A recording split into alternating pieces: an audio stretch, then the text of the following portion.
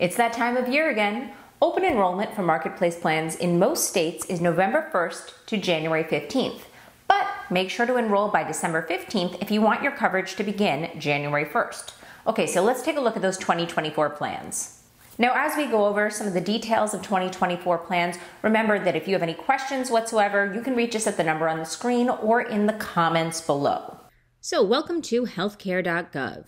Now, some states actually have their own individual marketplaces, and if that's the case, well, that's not a concern. You can still come to healthcare.gov, and if your state has an individual marketplace, it will redirect you. So if you're not certain whether or not your state has an individual marketplace, this is still a great place to start. So let's start by putting in a zip code. So today we're going to put in an Atlanta zip code because the plans that are available to you are largely determined by your location. Next, it's going to ask for some questions about your household. Now, you can absolutely skip these questions. However, the information that you enter here is what is going to determine your eligibility for those premium tax credits. And eligibility for premium tax credits can save you quite literally thousands of dollars per year. So if you don't put in this information and you're not certain about your eligibility, then that's not really doing the best research possible because you're not going to be able to accurately compare plans and prices. Let's talk about premium tax credits. Your eligibility for a premium tax credit is determined by your income and your household size. And basically, it is just a tax credit that's paid up front and it's reflected in a discounted monthly premium. So when you log on to healthcare.gov or your individual state's marketplace, you're going to be asked to estimate your income from the upcoming year. Now, if you overestimate, then it's likely that you'll receive a larger refund when you file your taxes. If you underestimate, you may have to pay some of those premium tax credits back. And that's why it's very, very important that you update your information on healthcare.gov should you experience a change in income, household size, or location, because you definitely don't want to be hit with a nasty surprise when it's time to file your taxes. So we're going to skip this. We're going to put us and other people. Now, of course, if it's just you, if it's an individual plan, then you would click just you. If it's you and anyone else, you and other people. And just so you know, if you do click this, it's going to show you the prices for that specific plan. So if you are looking for you and other people and a family plan, then the premium that you see will be for that entire family. You're not going to have to multiply it by the amount of people in your family. So we'll put yes. And yes, this is asking for dependents, any children. Let's put 2. Continue. Okay, let's put our age. Let's say we are a 45-year-old male.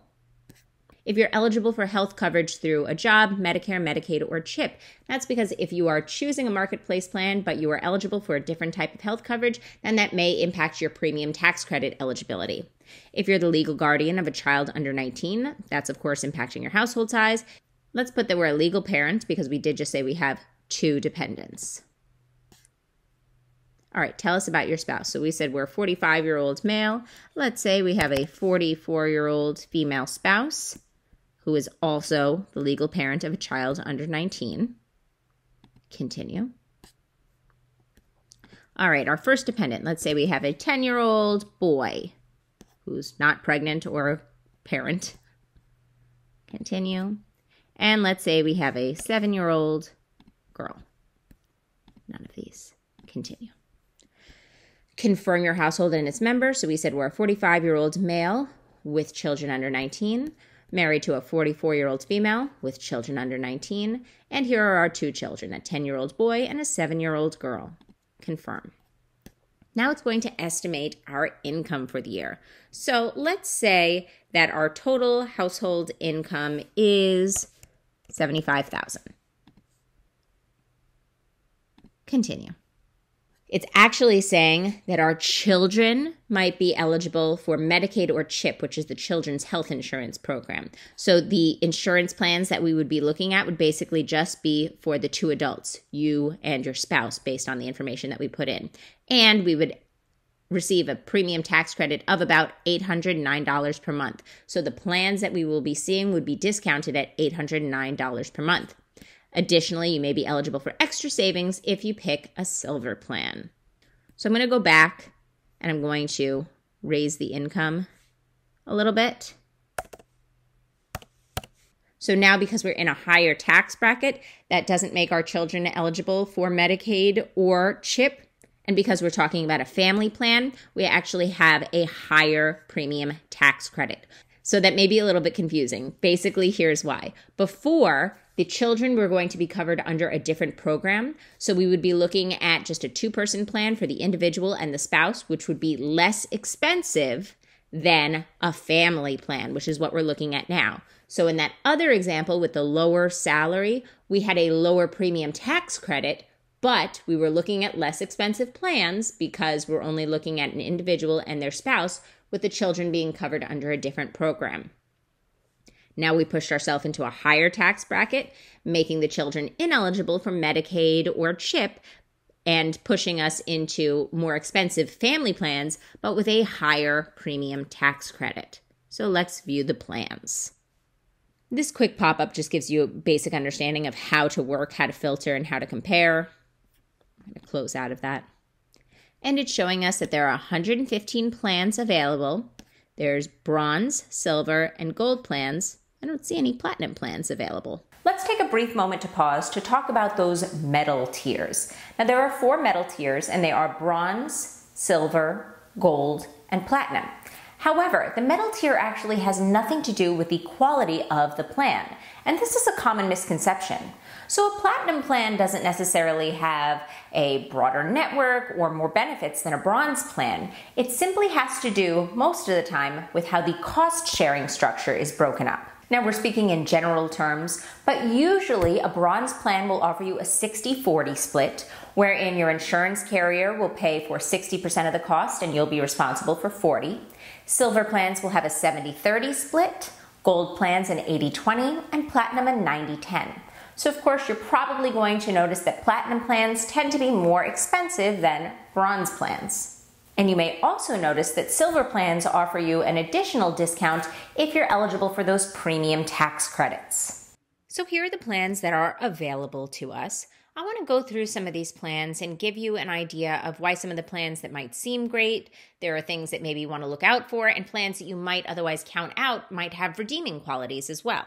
Now, right now, we're sorting by lowest premium, and because we haven't added any filters, it's showing us all of the plans available to us. If you wanted to add filters, you can do so by putting in your monthly premium range. Let's say you knew your maximum budget for your monthly premium is $500. You could put that in. Let's say that you want a lower deductible plan. You could put that in over here. You can also put in bronze, silver, or gold if you have a preference there. If you have specific insurance companies that you want to work with, perhaps because you see a specialist and you know they only take a handful of insurance companies, you could filter by that. You can also filter by specific medical providers. You can also add prescription drugs. If you know there are prescription drugs that you take, you want to make sure those are included by your plan. And if you are interested in HSA, which we will talk about in just a moment, then you can click here for HSAs. For right now, I'm not going to apply any filters though. So this is the first plan that it offers to us. Now this is including that $1,148 tax credit. So our monthly premium is coming in at $75.09 per month. Now that's a pretty good price. Let's take a look at this plan. So we see here that the deductible is $18,200. That is the family deductible. It's also the same as the family out-of-pocket maximum. Now that's a pretty high deductible. The thing is, because the deductible and the out-of-pocket maximum are the same, once you've met that deductible, there's actually no charge whatsoever after that. And you see that reflected here because the out-of-pocket maximum is the maximum that you can spend in a given year before your insurance company will take on the remainder of the bills. So even though this plan isn't considered a catastrophic coverage plan, it sort of is because the deductible and the out-of-pocket maximum are the same. Because remember, there are many services that are covered even prior to meeting the deductible, especially when we're talking about those 10 essential benefits and preventative services. So this would definitely be a more basic plan that's there to provide you your vaccinations, your wellness checkups, etc. at no cost. And then if you need any further care, unfortunately, that's going to be out of pocket. But because you have that out-of-pocket maximum, it's going to protect you from major medical bills. So this kind of plan would be good for someone that is relatively healthy, who wants to save money on their premium, have access to the basic services, and still have protection should they need major medical care. Now, this type of plan is an HMO, which is a health maintenance organization. So that means you need to operate within network. If the doctor or specialist or hospital is out of network, then you would be responsible for the full cost, and that wouldn't count towards your deductible or your out-of-pocket maximum. Now, the only exception to this is, of course, in a hospital in the case of a true medical emergency. It doesn't matter if the hospital wouldn't ordinarily accept your plan. They have to accept your insurance in the case of a true medical emergency. Let's scroll down. So the next plan is a significant step up. We've gone from $75 to $190 per month. Now, the deductible is significantly lower, as is the out-of-pocket maximum. Now, after you've met that deductible, you have a 40% co-insurance. So if you were to run the numbers, you could actually probably see which one would be better financially, because this one has a much higher deductible and this one has a much lower deductible. Now, there is another major benefit to this one, which is the HSA. An HSA is a health savings account, and they are only available with high deductible health plans. So this plan would be considered a high deductible health plan. This plan would also be considered a high deductible health plan. It just doesn't offer an HSA. So an HSA is an account that is a pre-tax account. You can contribute up to a certain amount based on whether you're an individual or a family, and that amount lowers your taxable income. You can withdraw monies from that account to use for qualified medical expenses, and the list is truly extensive. I mean, it even includes things like chiropractic care or over-the-counter drugs like ibuprofen. So that money is yours to keep. It lowers your taxable income, and lowering your taxable income, your AGI or your MAGI, could actually make you eligible for larger premium tax credits. An additional great thing about HSAs is that that money is in an interest-bearing account, and that interest is also tax-free. And that money will roll over from year to year. It is your money. Now, if you no longer enroll in an HDHP, a high deductible health plan, you can't continue to contribute to the HSA, but that money is still there for you. You can even invest a certain portion of it. And if you hold on to your HSA until retirement, until you turn 65, then it converts to a basic retirement account. So people really do love these HSAs for financial incentives. They call it the triple tax incentive. Moving on. Here we have another plan we've bumped up to $210 and $73. We have a deductible of $14,000 and an out-of-pocket maximum of $18,200. Now, here's the good news here. You have lower copays for this because a coinsurance is a percentage of the cost. You don't actually know what that cost is going to be. The urgent care might be rather exorbitant. 40% of that might be rather expensive. 40% of the emergency room might be rather expensive. When you have a copay, it is a fixed amount, so you know exactly what it is going to be. So that's certainly the benefit of a copay versus co-insurance. Let's continue on. So we have another bronze plan here, another bronze plan here. These are all looking rather similar. So what I would like to do is I'm going to scroll up and I'm going to add a filter. Let's take a look at some silver and gold plans now. So of course, those premiums have jumped up quite a bit from the 75 and 210 that we were looking at before. Let's see what the difference is. So now we're paying $479.25. Our deductible is lower. Our out-of-pocket maximum is lower than one of the plans we looked at, but not the other. We've got lower copays as well. Here's another plan, $481, $11,800, $18,200. Now, this is not all that you want to look at. There are definitely some other very important things that you want to look at with regards to your plan. One of which are the actual plan benefits, because not all plans are created equally. There are, of course, the 10 essential benefits that all plans must offer, but there are additional benefits that plans can choose to offer to entice beneficiaries. So I'm going to remove these filters now, and I'm just going to compare several plans. So let's click that we'd like to compare this plan. Now let's jump up to one of the silver and golds. Forgive me as I scroll very quickly. Bronze. Let's jump to one of the more expensive plans. Okay, let's compare this plan.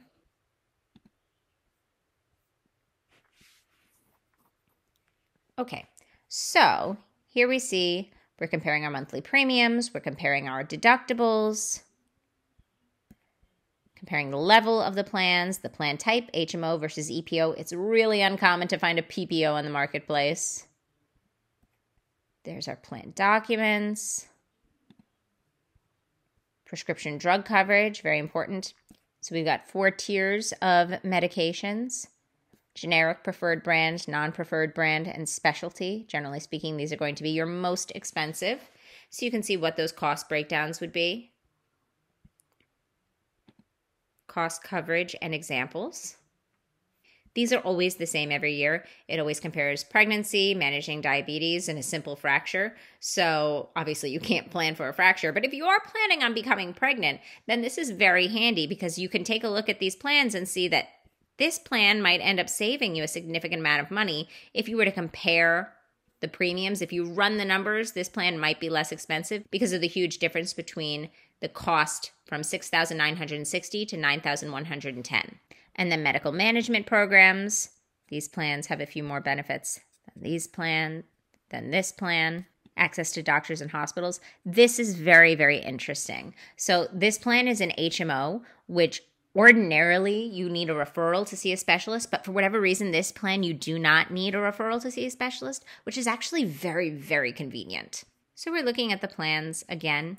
So ordinarily, bronze plans are going to have a lower monthly premium, and as you move towards the platinum plans, they'll usually have a higher monthly premium. However, I'm seeing here that this bronze plan is significantly more expensive than some of the silver plans or even some of the gold plans. So that's something that you want to look into. That doesn't necessarily mean that this is not a good plan for you. It offers an HSA, which again has major cost-saving benefits. It also offers vision and adult dental. But I would like to caution you for just a moment because additional benefits like vision and dental are definitely not enough to justify this extreme increase in pricing. Dental and vision insurance are available off the marketplace as well, and they're generally speaking very inexpensive or even as add-ons on the marketplace. And if you were to add one of those additional plans, you're talking about maybe $15, $50, and the jump from a $75 plan to a $600 plan is definitely much more than just vision or dental. So this plan has to offer you some kind of significant benefits, maybe a broader network, maybe other benefits that are very important to you to justify that increase in premium. So it could be that this plan is more expensive, perhaps because it offers additional benefits or because its network is more expansive. Now, something else that you can filter by, which is very, very helpful, is the type of plan. And oh my goodness, there's no EPOs available based on this zip code. So usually what you can choose between is an HMO or an EPO. It's very, very unlikely to find a PPO on the marketplace. An HMO is usually going to be your most cost-friendly option. However, it is the most restrictive. You have to operate within network. You need a PCP, which is a primary care physician, and usually you're going to need a referral to see a specialist. A PPO will allow you to go in and out of network. No referrals are needed, and you do not need a PCP. And then an EPO is somewhere in between. You need to operate within network, but you don't need a referral for a specialist. So unfortunately, there's no EPOs available in this zip code. Now, if it was available, we'd see a little box here for us to check. There's really no point in applying this filter since all 115 plans are HMOs. So now that we've taken a look at those 2024 plans, do you feel that the plans have improved from last year, or have they more or less stayed the same, or even have they gotten worse? Let us know in the comments below. And of course, if you have any questions, you can reach us at the number on the screen or in the comments below. Thank you so much and have a wonderful day. Bye-bye. Don't forget to enroll by December 15th if you want your coverage to begin January 1st. And of course, make sure to like and subscribe to stay up to date. If you want to learn more about those HSAs and HDHPs that we talked about, check out this video up here. Thanks for watching and we'll see you next time.